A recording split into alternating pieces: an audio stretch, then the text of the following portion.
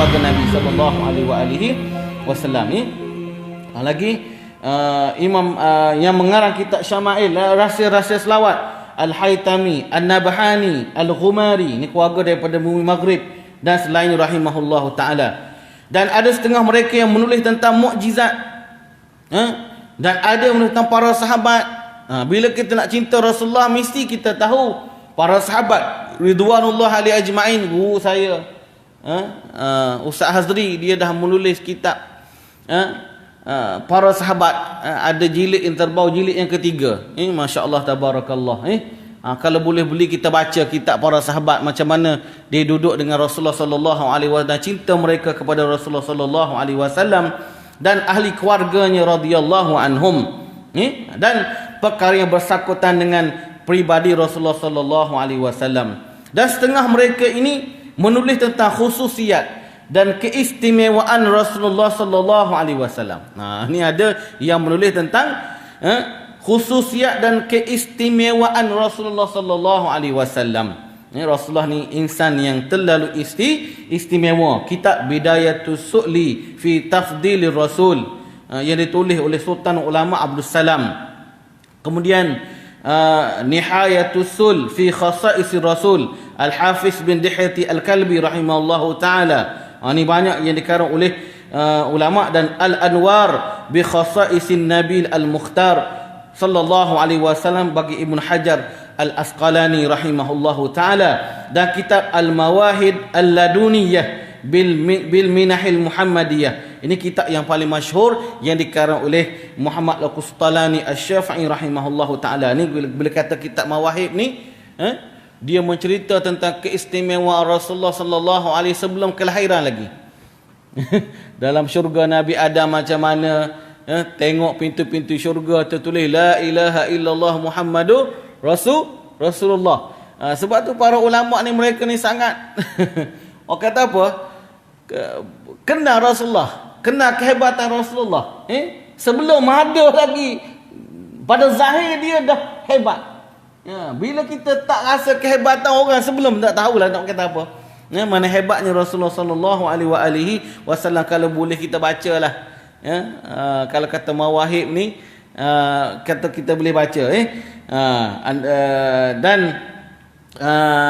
kitab ini juga direngkaskan oleh Al-Qadhi Syekh Yusuf An-Nabhani rahimahullahu taala. Ni Syekh Yusuf An-Nabhani ni ulama Syafi'iyah di bumi Makkah Al-Mukarramah, tak silap saya lah. Syekh Nabhani itu makruf, orang yang mengarang kitab Azkar Salawat. Banyak tentang selawat dia tulis, Mas Zainal. Tulis semua selawat-selawat daripada para sahabat sampailah kepada para ulama-ulama yang menulis tentang selawat, menggambarkan kemuliaan, kebesaran junjungan Nabi sallallahu alaihi wasallam. Banyak kitab-kitab. Bila kita tengok macam ni, ya Allahu akbar.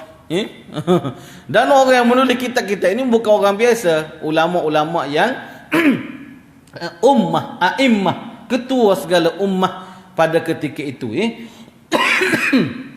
Dan banyak lagi tentang kemuliaan-kemuliaan yang disebut. Bila kita sebut ni tak boleh. Dan benarlah kata sahibul burdah. Burdah ni pernah dengar tak burdah? Burdah Imam Busairi, pernah dengar tak Imam Busairi? Ni orang Maghrib memang dia setiap malam, terutama malam Jumaat, mereka ni akan baca burdah Busairi. Allahu akbar, seronok. Sebab dia memuji Rasulullah sallallahu alaihi wasallam. Kita Imam Busairi kan dah maklum. Dan barakahnya masya-Allah tabarakallah, dia dah hafal kita burdah. Allahu akbar. Yang kita dah belajar mengelepah apa tu, mau Bazanji pun tak hafal kan. Burdah lagi panjang, tak silap ada 8 perkisahan. Dia hafal sejam lebih tu. Kita baca tak faham.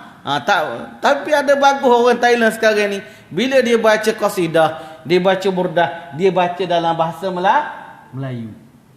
Barulah faham. Kena haji bahasa Arab, Ustaz Abu tu tak faham. Lagi bahar. Goyang-goyang. Kita goyang ni kena faham apa yang digoyang.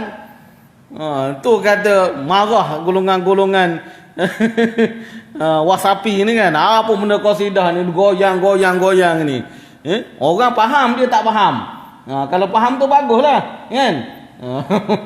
Masya-Allah, tabarakallah. Sekarang kita fahamlah. Ini disebut oleh Sahibul Burdah, Imam Busairi rahimahullahu wa ta'ala, wa inna fadla rasulillahi laisa lahu haddun fayu'riba anhu natikum bifamin. Ini sudahlah, bila sebut-sebut semua ni dikata apa maksudnya, sesungguhnya kelebihan Rasulullah sallallahu alaihi wasallam itu tiada had baginya, tiada sebut setengah mana pun tiada had.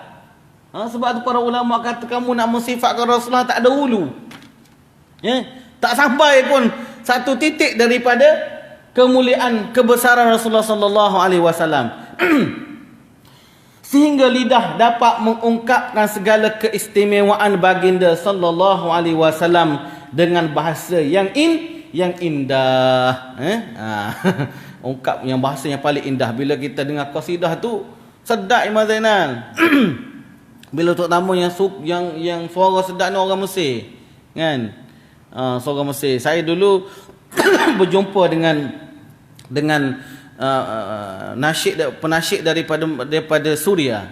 Nama pun dah lupa dah masa pergi Mekah. Dia menasyid Mamithlu Ahmad. Pernah dengar tu?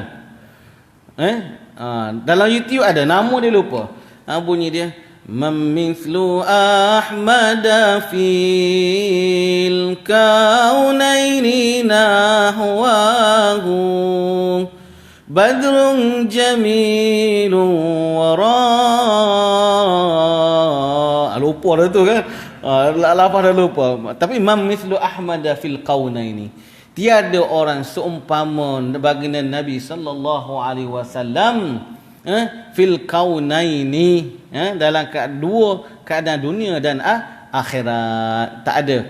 Sebab tu bila kita belajar lagi istimewa Rasulullah sallallahu alaihi wasallam, insya-Allah ada masa kita akan cerita tentang syafaat Nabi sallallahu alaihi